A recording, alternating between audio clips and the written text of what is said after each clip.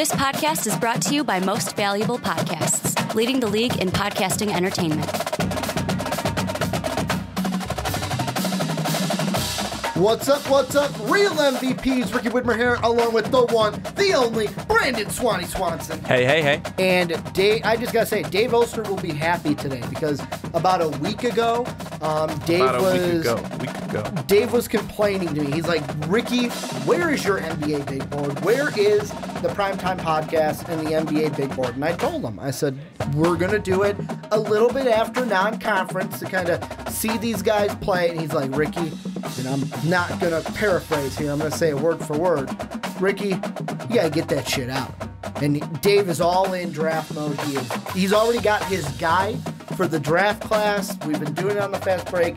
If you can't tell, our big boards today. NBA #1 for 2019. And you want to know the best part, Brandon? What's the best part, Ricky? NBA big board this week, NFL big board next week. Back to back. We got big board to kind of end your November, start your December.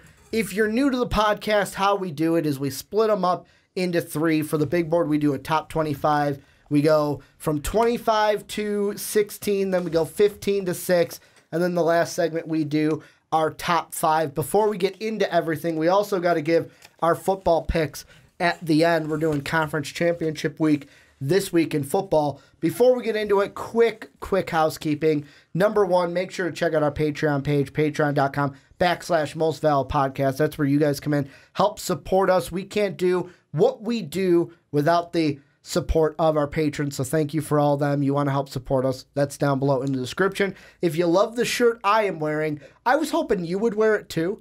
I was like, I know Brandon's not going to have it on. You didn't text me, though. But you didn't text me and tell me. It would be amazing if we, didn't plan it and both wore the same shirt. But if you like the MVP t-shirt, you can get this t-shirt down below in the description as well. You can also get it at mostvaluablepodcast.com, where you catch MVP each and every day.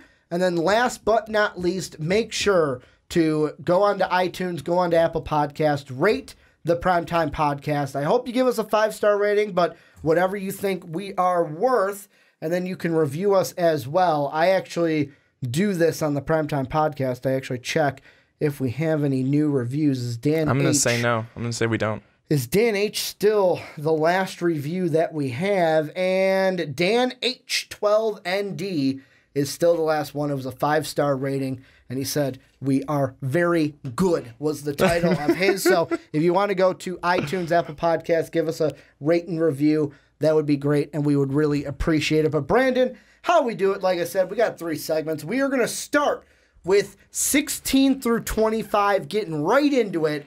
And we'll start with yours, then we'll give mine, then we'll kind of talk about some things. We'll start with you, start with 25. Give us your first part of the big board, 25 through 16. All right, so at 25, I've got Eric Holman, the power forward from Mississippi State. At 24, Jalen Smith, power forward from Maryland. At 23, a fun name here, Sagaba Konate, the power forward / center from West Virginia. Sounds like it should be a karate move. Konate. I know it does, doesn't it? Mm-hmm. I think it is. With that karate chop. We'll check on it. Maybe. We'll check on it.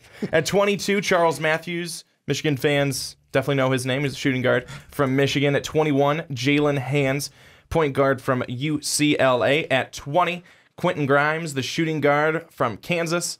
At 19, P.J. Washington, the power forward from Kentucky. At 18, Kevin Porter Jr., the shooting guard / small forward from USC. At 17, Jalen McDaniels, the power forward from San Diego State. And at 16, Nickeil Alexander-Walker, the shooting guard from VT. And the thing that I like about our big boards that I think are more different this year than they've ever been in years past, out of the 25, I did the math, 11 guys. We have 11 guys that are Brandon's got 11 guys that aren't on mine, and I've got 11 spots that aren't on Brandon. So we've got some new names coming at it. And I think that you're going to find that, especially in this first big board, where it's whatever you like. Still, people outside of probably the top 5 to 7 or 10, people aren't necessarily sold yet on people. So they're trying people out. They're seeing in some limited action from some guys that they're saying, oh, I really like this guy, as opposed to what, you think would be maybe this guy.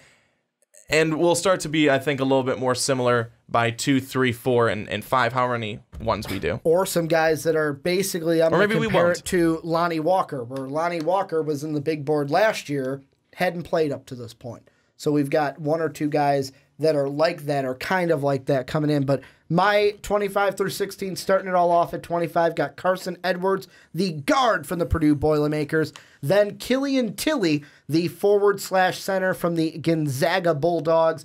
Number 23, Dietrich Lawson, the forward from the Rock Chalk Jayhawk. Then at 22, Jalen Smith, the forward from Maryland, a Terrapin. Then at 21, the first Dookie on my big board, Trey Jones, the guard from that said Duke team. Then at 20, Simi Chatou, the forward/center from Vanderbilt. Then at 19, a guy that we got reamed for in one of our big boards because he declared as we were recording, or said he's coming back to college as we were recording that big board, Daniel Gafford, the center from the Arkansas Razorbacks. Then at 18, Brandon Clark, the forward from the Gonzaga Bulldogs. Then at 17, the third Zag that I have on my big board, Roy Hachimura, the forward from Gonzaga. Then at 16, Darius Garland, the guard from Vanderbilt. And that rounds out. I almost went into my 15, but I have to stop right there. That will round out my 25 through 16. And the guy we're going to start with, Brandon, is a guy, I still have him higher than you, but I will be completely honest. When I did kind of the first draft, the day before the season started, I had this player as like the 7th or 8th best player in maybe even the 6th or 5th. I think I had him 4th, 5th. Actually, I had him at 5th because I had the Dukies, someone else, and then I had him at 5th. So I had him pretty high. Now I have him down a little bit. You have him in this range at 20. Quentin Grimes, the guard from Kansas. And the thing that blows my mind about him, if you just watched game 1 against Michigan State, you would say, oh, this is a top 5 talent. Oh, this is a top 7 talent for sure. But it seems like ever since that first game, to me it seems like, how is this Kansas team going to work this year? Where, yeah, they're winning games, but it looks like because of the guys like Vic, like Azubuike on that team, he might be getting overshadowed early in the season and might have to find his place on this Kansas team. Ricky, saying the word overshadowed, I'm glad you did, because we're going to talk about another guy in the same segment who is also most likely being overshadowed on his team. But Quentin Grimes, the first reason why I love him is because he tweeted the other day that he always wants Chick-fil-A on Sundays. Bro, me too, okay?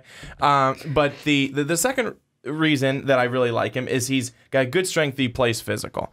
He certainly does that, and he's a good shooter. He's a good shooter from mid-range and from 3, but the biggest thing that I have for him, which is clearly shown here, is he is inconsistent at times, and his inconsistency is what's going to keep him lower come draft time, or potentially even, out of a for us, out of a big board, if he doesn't get back to where even close to where he was in game 1. 21 points, like you said, in game 1. He scored 25 total in the next 4. 25 total in the next 4. You can't be so on the screen and then just fade away. But here's the thing. That's tough. And here's the thing that's difficult about it, though, is if you're looking just at point totals, you're going, yeah, that's inconsistent. But, like, I look at the just shot attempts that he's had in games. That first game, he had what a number 1 or what a top 10 talent would have. He went 7 of 14 from the field. He went 6 of 10 from beyond the arc, an insane number of threes in that game. But then it's like Vermont, 4 of 8, 2 of 4 from 3. All right, a little bit lower. But it's like the last 2 games. The Marquette game, 0 of 3, and he played 26 minutes. And then in an overtime game against Tennessee, plays 21 minutes, 1 of 4. Like, to me, that I don't know if that screams Quentin Grimes is at fault, or if it's kind of like and we're going to get into this a little bit with Duke as well, they've got guys in that team. I mentioned 2 of them. Lawson's another one who I have in my big board, where it's just, he was needed game one, went off, but then the other games, it was a different guy that was kind of taking that mantle, and he hasn't demanded that kind of spot like he did coming out of the gates against Michigan State in Indianapolis. True, but at the same time, if you're looking towards the NBA, you're not going to be starting too many NBA games if all you're getting for them is 3 points in 26 minutes, 5 points in 21 minutes. You're not even going to be a sixth man. So it's, yes, I mean, you're not 0 of 3. Okay, that's not bad in terms of your shots. You're not like you're going 2 of 19 from the field, and then 1 of 4, of course, but you need to get a little bit more involved. And again, I know that you mentioned, is this him or is this the team, calling on him to take these shots, or he's not having to take these shots? But also what an NBA team's going to be looking for is, some more leadership from a guy. And maybe that's where he needs to take a little bit more of a leadership role on a team that he could do that. I mean, you mentioned a couple of the other guys, Azubuike and Vic, but why can't Quentin Grimes be one of those guys as well? And I'm not saying that all you need to do is score. You don't have to. He's really good at being able to space the floor. That's really good, and that's really effective for your team. But at the same time, it is very, very unsettling when you get 21 points in your first game. And I know that you do go off, and it's a close, tightly contested matchup against a good Michigan State team. But then to go 10-6-3-5. And again, I know point totals aren't everything, but in the offensive-driven NBA, 3 points, 5 points, 6 points, even 10, that's low scoring, and that's pretty much unheard of. You have got to do more. Because, I'm looking at the other 3 guys that are ahead of him. There's 4 ahead of him, but the 3 that are the main names are, first you got LaGerald Vick, who basically that first game only had 2 points. He took 7 shots. He was not even a factor in that win over the Michigan State Spartans, because it's like, oh, you have 3 rebounds, 3 assists. You didn't hit a single 3. Yeah, he had 3 steals. I guess you can say that was a positive, but LaGerald Vick didn't have a really good game to start the year. But ever since, you look at 32, 33, 16, 15, contributing good point totals. But then you look at the shots, 14, 18, 12 attempts. You look at guys like Lawson, who are taking in 4 of the 5 games that they've played, Vermont being the only one where he didn't, 18, 11, 16, and 16 shots. And then Azubuike, 10, 17, 10, where the last 2, he's kind of fallen off a bit from that double-digit attempt to where I feel like, and this is a thing with a lot of these guys too, is we're still early in the year, where I keep telling this to Dave and Sean. I think I said this on the Fast Break this week. Non-conference to me, when it comes to college basketball, are some of the games impressive? Yes. Like the Duke Gonzaga game, you're going to want to watch that. That's good basketball. But you could honestly not watch until January and be fine. And I say that because for me in college basketball, non-conference is all about just meshing as a team, hoping that you get on the right track come conference time, usually when the calendar flips over into the new year. So, Quentin Grimes, I'm not saying watch out for him. He's going to be sliding down big boards. Obviously, he's sliding down a lot because before the season, a lot of people probably had him ranked higher than we may have him. But, I look at it and I just wonder with this Kansas team, is it right now he's kind of being overshadowed and these other guys are kind of taking the mantle, and eventually it's going to be, okay, he's going to get a little bit more comfortable. And the question that I'll ask you, kind of the last thing before we move on to the next guy, is do you think maybe if Vic and Lawson lead the team in attempts, does Grimes need to, hey, I have the skill set, I can use it to score when I can, but maybe kind of become a Klay Thompson-esque player to this team? And I say that for what Klay Thompson is to the Warriors, where it's I don't have to be the leading scorer, but I'm going to take my shots when I can, I'm going to play really good defense and kind of excel in these few areas while the other 2 guys kind of take the main scoring portion for this team.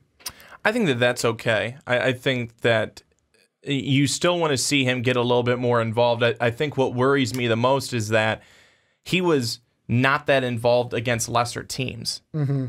And maybe that screams a little bit, oh, maybe he'll be more involved in the bigger games. Like, obviously, he was involved in that first Michigan State game, first game of the year for him, and had the 21 points, went 7 of 14 from the field, so had got plenty of shots up, was very effective all over the floor. But that's what kind of almost worries me is, okay, you're not even getting the production in games that aren't as big. Are you going to continue to stay involved for the big games? And hopefully, yes, you will. There's, like you said, there's still plenty of games to go. There's plenty of season to go.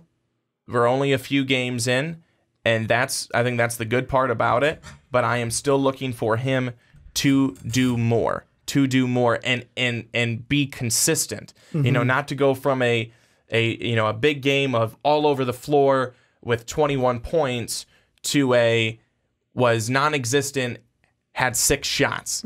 That's just not going to cut it, especially when you look next level. And that's what we're doing here is we're looking next level. We're not just looking at the college level. We're looking at the next level here for these players. What about the next guy I know you want to talk about? He's on your big board, not on mine. PJ Washington. What are you thinking about the guy out of Kentucky? Yeah, I like him. I think that he's a very physical, tough player, and I like guys like that, guys that bring that kind of fire, that intensity, which is what he certainly has. And another thing with PJ Washington that he does well, he operates a lot when he has the basketball along the baseline, which draws defenses down, kind of saturates down low, and allows other players to get open, really spaces the floor, and I think that any player that's able to do that effectively is really good, and is really good when you're looking next level. For me with PJ Washington, I mean, it's not a fact of like, oh, I don't like this guy, don't draft him, but it's just when I was coming up with this big board, for me, I would have had him somewhere between, if I would have put him on it, I would have had him somewhere between 22 and 25. And the thing is with him, and I guess you can kind of compare it in a way to Quentin Grimes in a sense, but I think Quentin Grimes to me has more potential and has maybe a higher ceiling than a PJ Washington, is the fact that out of the 6 games they've played, I know that Duke is Duke, and we're going to get to them. But that first game, PJ Washington didn't look good. I know that Duke team kind of got barrel rolled by the most dominant team in college basketball right now. Like, the only team to beat them is a Gonzaga team that had more experience than, like, had skill plus more experience than that Duke team. But, like, the 3 games that I've seen with PJ Washington that he's actually done well, North Dakota, VMI, Winthrop. It's like, and maybe I would have had him for sure in the big board if he didn't have, to me, I'm going to use a Colin Cowherd word, clunkers against SIU and Tennessee State. Like, to me, if the only clunker was Duke, I would say, all right, it's Duke. Like, I get it. But it's like, to me, it seems like what was going on in that, because that SIU game,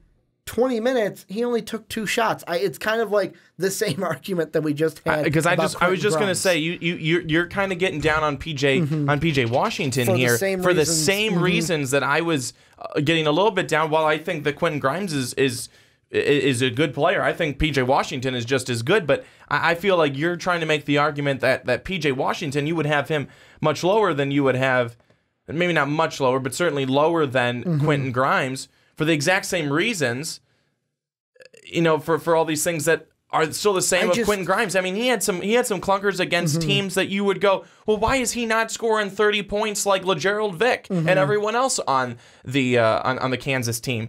I guess I think that you have to, as much as we're kind of starting to feel some of these guys out, some of these guys are also feeling out the new season, getting adjusted again, and things like that. You're not supposed to have a great game every single week or every single game.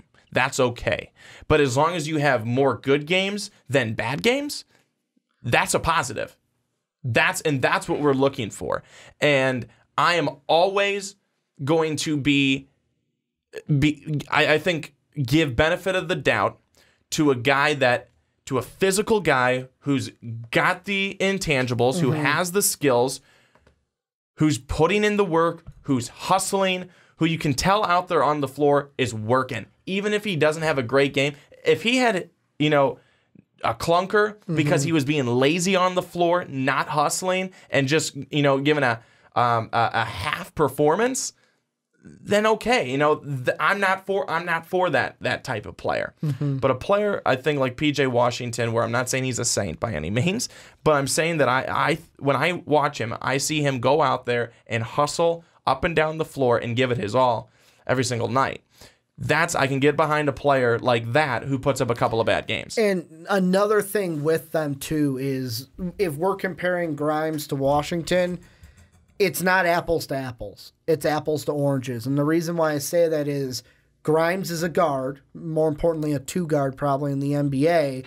PJ Washington will most likely be a 4 in the NBA. And the thing with PJ Washington that it doesn't concern me a ton, but it kind of concerns me, is if he can come in, and this is talking next level now, if he can come in, and of course the guy I'm comparing him to is probably not the best too, because he's the best at what he does, Draymond Green. If he can come in and kick some nutsacks like Draymond does. Well, he does what he has to. If that's rebounding, if that's getting fit, like he fits that mold that team needs, and he could score maybe 9 points and be fine because the rest of that team does the scoring for him. And the stats that I'm looking at here are per 36 minutes. PJ Washington, if you do his per 36, he hits about 55% of his threes, but he only takes about 2 per 36 minutes. Where you got Quentin Grimes, he's taking about 5 per 36. The rate is better from that sense. He just doesn't hit them because he's taking more of them. Where I feel like Quentin Grimes as a 2-guard or as a guard, period, that skill set and what he does with it when he's at his best, I like better at the next level than what I've seen from PJ Washington at the 4, because most of the time now in the NBA, with how it's been just evolving, is unless you're going to be, that team doesn't have a bruiser down low, if you're a 4, you're going to have to shoot the 3. And I mean, I look at PJ Washington, that's probably my only knock. Here's another question I want to ask you, though, because I'm throwing you an audible here.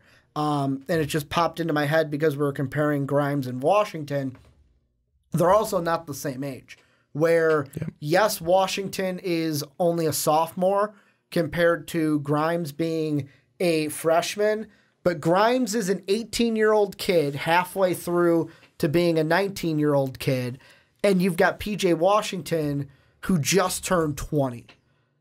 What are you thinking NBA-wise? If you're an NBA team about age, would you rather take someone who's like Grimes, 18, we get a few more years, even though those first 2 years might be a little bit of us molding him, or would you rather have a guy like PJ Washington who might be 20, or a guy that I have in my big board that's even older, Brandon Clark, who, yeah, he's a junior, but he's 22 years old.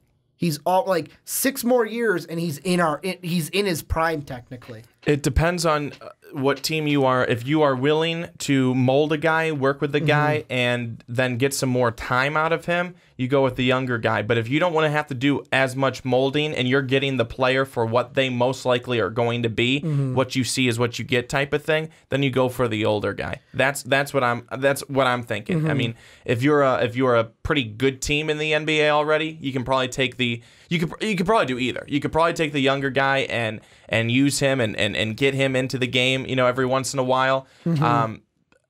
if you're a team that's not as good in the NBA, maybe you want the guy who's got a little bit more experience. Of course, you want the best guy. I mean, but if you're talking ages here, maybe you want the guy who's got a little bit more experience, who's not as raw of a talent. I mean, a lot of times guys, no matter what, are still a raw talent coming out of college, but maybe you want a talent that's not as raw. Well, and like the thing in this, I'll say this before we get into just the last two really quick before we go into the second segment. The thing with me when it comes to age is basically the fact of, for a guy like Grimes, it won't be a knock if you're like, oh, he's rough around the edges, we got to work with him. But for a guy like PJ Washington, it's going to be more of a knock. And I agree with you. The reason why I say that is just look to last year. I'm going to throw out some of the guys who weren't freshmen that got drafted. Mikal Bridges. He was a pretty, you knew what you were going to get from him and didn't have to mold him too much at the next level. Miles Bridges. Did he have some things that he had to work on? Yes. But you knew what you were going to get from Miles Bridges. Dante DiVincenzo. Of course, he had his coming out party in the NCAA tournament, but he was a guy, knew what you were going to get. He's a guy that maybe fits in that Draymond Green mold of, I'm not going to be the leading scorer, but I'm going to fit whatever role you need for the team. And then the last one, I think he was one of the oldest guys in the first round, Grayson Allen. You knew what you were going to get from Grayson Allen. A trip here and there, but I mean, you knew what you were going to get from Grayson Allen. There wasn't much of oh man, we really got to work on this with him, although he still had some things he needed to work on at the next level. So I think that's going to be the big thing for PJ Washington of, yes, there's going to be things you have to work on, but as a 20-year-old kid, you can't be it'll be more of a knock if have a ton of things that you have to work on, whereas Quentin Grimes, you could say, oh, he's 18, 19, it's fine. We've got time to kind of mold him. One guy I want to ask you about here at the end is Trey Jones. Talking about overshadowed. So Sean and Dave and myself on the fast break had a conversation about Cam Reddish. Is he being overshadowed by Zion and RJ? To me, I want to ask you the question, is Trey Jones being overshadowed by the big three at Duke, not Cam Reddish? I'd say yes. I'd say that Trey Jones is definitely being overshadowed. I remember, Ricky, when we did our segment maybe just 2 weeks back, and you had asked, will Duke go undefeated? And I said no. You said yes, and I was right, of course. But the odds were in your favor. They were. They were. I knew they were. But still right. Just want to point that out. I had said that Duke, one of the things with them to watch for is, yes, they have these big three, and they're all very, very good. They have so many talents. They bring a lot to the floor each and every night. Mm-hmm. But what does everybody else do? What does everyone else do? What happens if there's an injury? The guy's not the big three. Does Duke have a good bench? We don't know. We don't know. No one talks about them. And that's the problem. So, yes, I would say, while maybe someone could make the case that one of the big three is being overshadowed by the other two, you can make that case. But I think you can make a stronger case for the fact that someone like Trey Jones, the brother of Tyus Jones, a guy who is just has lived to be a point guard, has lived for this spot on Duke, is being overshadowed by these other guys who, once they said that they were committing to Duke, it's been all them all the time, and you forget that Duke even has anyone else that plays on their team. And I mean, the thing that I kind of look at with Trey Jones is, I feel like, and this is the third time I'm going to say this guy's name, he's going to be the Draymond Green-esque player of the Duke Blue Devils. And the reason why I say that is, no, he's not going to be a 6-something power forward that just bodies guys and kicks them in the balls. But what he is going to be is that guy where I was reading an article after, so I found it during the podcast on the fast break, and I dove into it when I got home that day. It's from balldurham.com, which is the fan-sided site for the Duke Blue Devils. And one of their writers, Zach, wrote a great article about Trey Jones, how in their 5th game of the season, where he had 17 points, they played Gonzaga, Trey Jones proved that he can be an aggressive scorer. For the first time all year, had the most shots that he's ever taken in a game, went 7 of 14. He didn't go to the line enough, in my opinion. Like, if you're going to be a guy that's getting those shots, driving to the lane, you should maybe go to the line a little bit more. Only went there for one shot, but he took 2. So one time at the line, but he made both of them. But he's also a guy who, when he doesn't score, like the game against Eastern Michigan, yeah, he only went 1 for 7, but he had 8 assists. Mm-hmm. He had steals. He had blocks. Like, that's what I think Tyus Jones's role is going to be, because Trey Jones. Tyus is a brother in the NBA. The reason I think he needed to step up as that aggressive scorer against the Zags was because the big 3 were not the big 3. Like, Zion struggled in the beginning. RJ struggled in the beginning. Cam Reddish had virtually, you could say, his worst game of the entire season against the Gonzaga Bulldogs. Like, that is why Tyus Jones had to step up. When they have a bad game, will he step up like that? But if they don't need it, is he just going to find his role and fit in and be that good teammate to do whatever he has to do to help the team win? Yeah, I think he will. I think that right now he just needs to continue to play the role that they're asking him to play. The last two games, he's had 39 minutes against number 8 Auburn, number 3 Gonzaga. So he's getting a little bit more time there. The most he's been called upon to play, and he's 10 points and 17 points respectively. That's good with 4 rebounds, 6 assists against Auburn, and 4 rebounds, 3 assists against Gonzaga. A guy like Trey Jones, as being the point guard, you always want to see those assists up. Mm-hmm. The points are great, but a lot of times I look at a point guard as you don't have to be the main scorer. You want to be able to score points, but you also want to be the guy who's able to dish, be able to create some space for some other players as well, get some guys open, find some guys, get some good looks. I think that's passing, obviously. Those are all the kind of the key things that you're going to be looking for from a point guard as well, which is why Trey Jones is extremely important to this team. And that's why he can't get lost here at Duke. Otherwise, they won't end up having the great success that they certainly can have this season. So the last question I'm going to ask you has to do with a guy called Darius Garland. And the reason why I'm bringing this up is this is a guy, first 4 games into the year, I'm even including his 5th game because they're going to as well, 16 points per game. He rebounds the ball well, had 7 against Alcorn State, 5 against USC. In that USC game, had 19 points, went to the line for 4 foul shots, went 3 of 5 from beyond the arc. Reason why I'm bringing him up, though, is on Friday, the 23rd, against Kent State, 2 minutes into the game, only took 1 shot, made it. Darius Garland gets a meniscus injury. They didn't say what it was. They're just saying he's out indefinitely. So from the article, star point guard Darius Garland has a meniscus injury in his left knee and is out indefinitely, Vanderbilt announced Saturday morning. The question I want to ask you is, we don't know how long he's out for. I even looked because the coach said, he was supposed to get more tests tonight, being Saturday, but nothing on Google for news on this injury. What I want to ask you, this is a guy that on Tankathon right now he was projected, where does their mock draft have him? 17th overall to the Boston Celtics.